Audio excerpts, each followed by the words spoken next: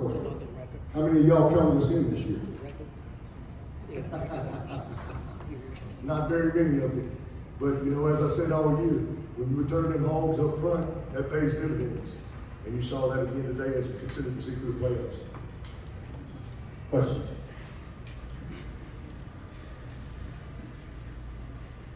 Coach, obviously, last time you won it was in 2013 with a 2-point conversion. Were you starting to have some flashbacks at some point about what took place a decade ago?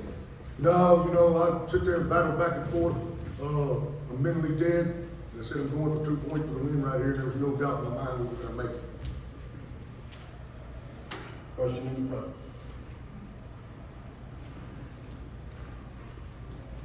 Hey coach, everyone wants to talk about the 2-point conversion, but you guys had no timeouts left before Jamarion's game-winning touchdown. What made you decide to run the ball instead of do the conventional pass in that situation? Because with our offense, of course, we are out pro, we're under sugar, but we don't, you know, you see us, we don't send in players, we signal everything from the sideline, so we can snap it with 5 seconds going off the clock, or we can wait till there's 5 seconds left.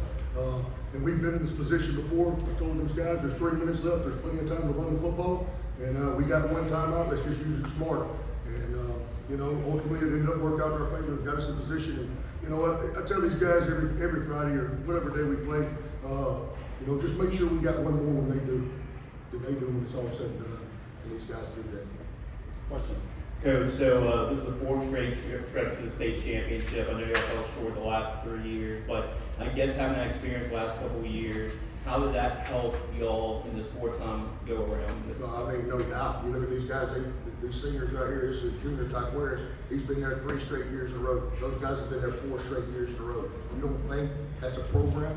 You don't think those guys know how to get there and how to get back and have the drive and desire? Don't matter who you have on the field.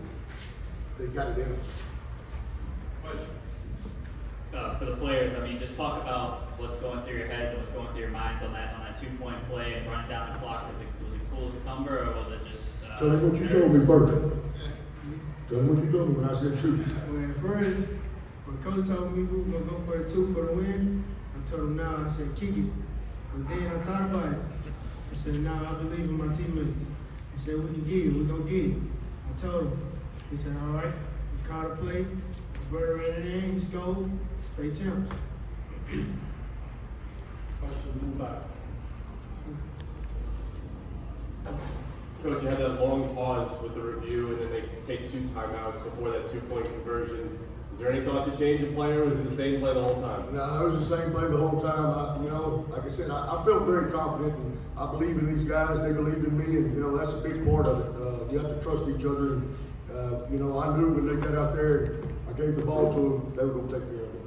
Jamarian, walk us through the 2-point conversion and describe what that moment was like for you. It was special, you know. Before, when we were down, my old lineman came up to me, he was like, when we get the ball back and we scored, Coach Spatafora gonna go for the 2. He's known for that.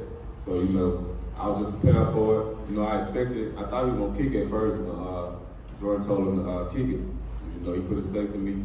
I had to get the ball in. I knew it was out here, all alone. What did it feel like? Describe it. Yeah, it was real special. Like, as soon as I got in there, I heard that crowd, you know what I feeling like. This team is built around trust, you know what I'm saying? And we have to overcome adversity. Like, all year we've been having adversity and overcoming it. That's why I think this team right here is so special. Question. Coach, I mean, you talked a little bit about it after the game, you know, telling the players, I told you. It seems like the underdog mentality kind of came through again for you guys. I mean, what was the message to the team before the game, you know, to try to get them, you know, thinking like that again? You know, I always tell them this, nobody beats us but us. You know, and we're not going to beat ourselves today. And, you know, and they've done that throughout the playoffs. You know, that was the big deal is, hey, we're going to finish this year and we're not going to beat ourselves. But you know, the funnest thing sitting right here is looking at these guys' faces compared to the last 3 years of my players looking here. That right there is special. That's awesome. Hey, Joe, first of all, congratulations. On a second note, everybody obviously wants to talk about the ending, but I thought one of the plays of the game was the interception right before the half.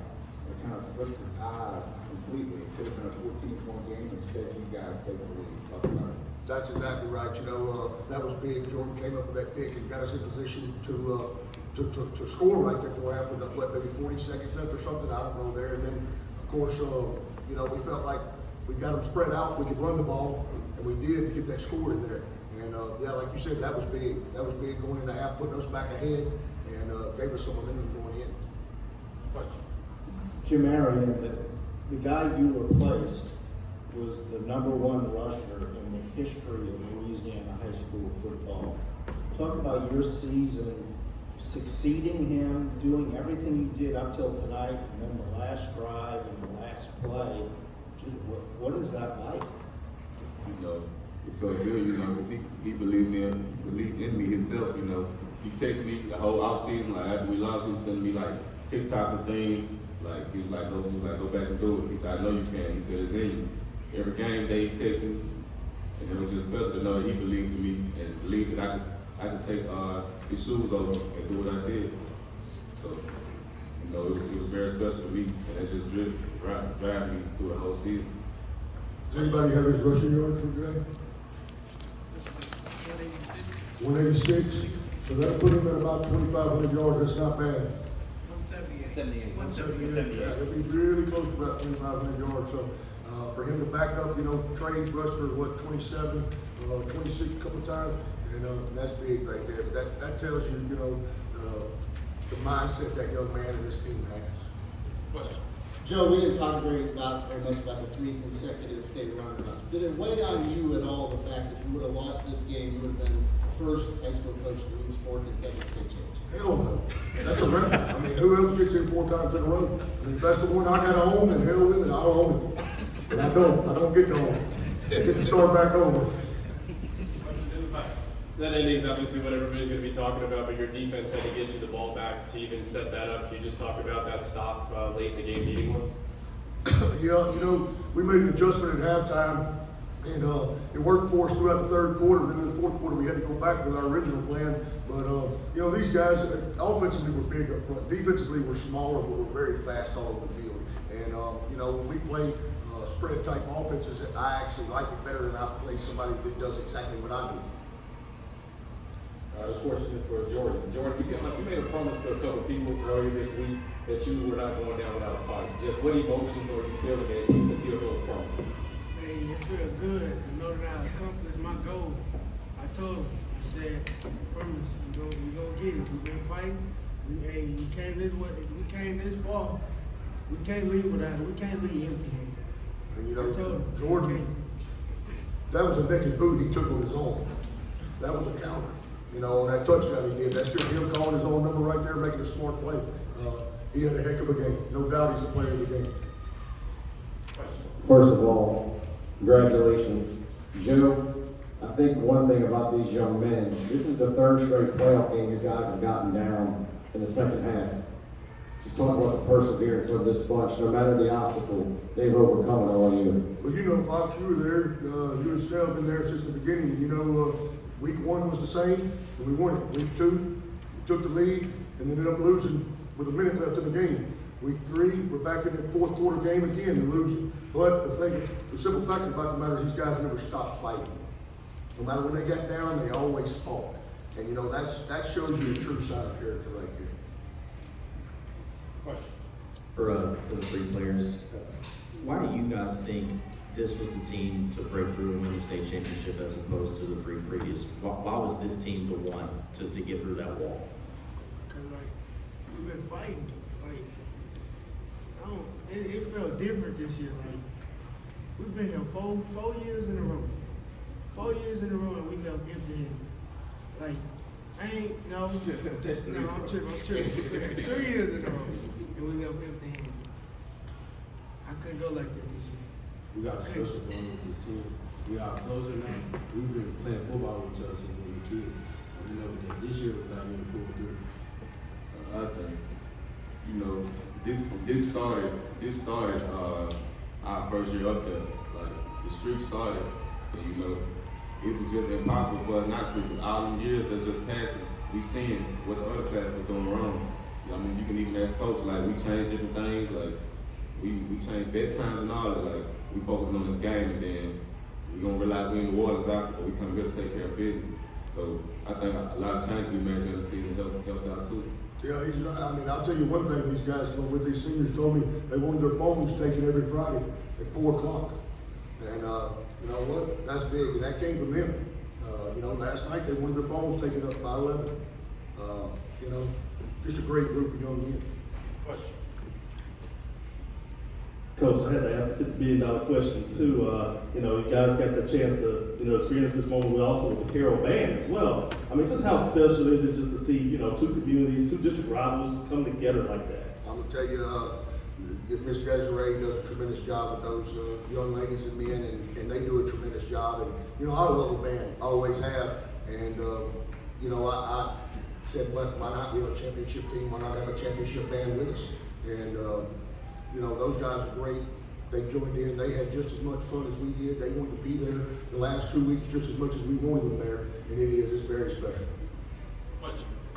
Jameer, you touched on Trey's impact on you, but did you expect to see him celebrating with you after that 2-point conversion? Oh yeah, definitely. He's always been that type, you know. He's always like, he's about his business, but he's always been a hype type person, you know. Try to make you laugh when you're down. You know, that's just the type of person he is. So I knew for sure, if I got in that end zone, he was gonna be the first one in my face. So Trey got me that penalty.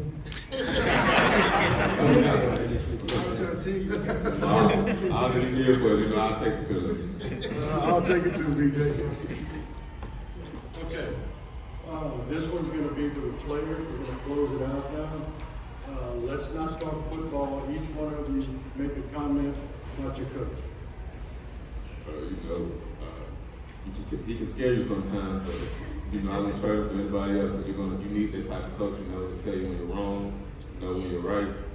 It's just the type of coach here, you know, he never gives up, and that just translates to us. He talked about us being fighters from the get-go, but he told us this at halftime we was fighters from the get-go. He had to teach us that, but little do we know, he did. We seen his drive, you know, and it got that into us, and we just carried on all the way into today. You know, he's a good coach. He's hard on us every day.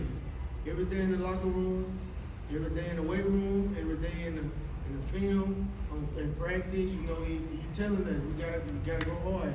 He on us every day, and it ain't because he wanna just be yelling at us. Like, he believe in us. He know what we capable of, and that's why I love him for that.